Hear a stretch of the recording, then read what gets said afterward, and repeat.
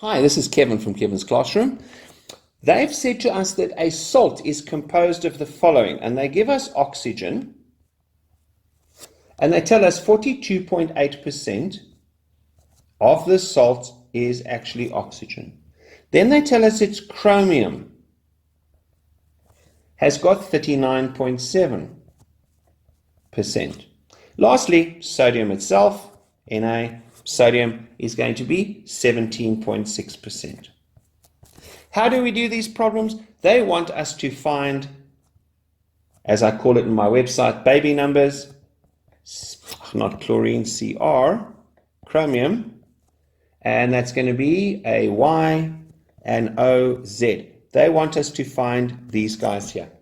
Essentially, they're looking at what the numbers are. How do we do these? We do the following. We set up a table and we say, right, the element, let's put down here, element is going to be equal to oxygen, chromium, and sodium. Then I'd write down what the percentage of each is. The percentage is 42.8, 39.7, and 17.6. And please check that it equals 100 or as near as possible to 100. Therefore, I now change this to a mass. And I say this is 42.8 grams, 39.7 grams, and 17.6 grams. That should be 100 grams. Then I can say, right, what is the molar mass? The molar mass is going to be of oxygen is 16, of chromium is going to be 52, and 23 of sodium. So I calculate the number of moles. How do I get moles?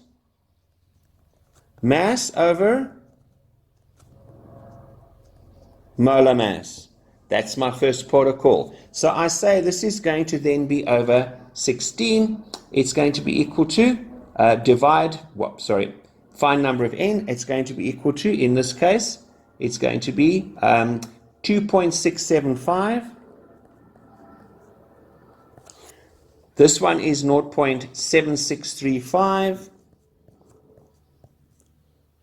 And this one, 0.7652.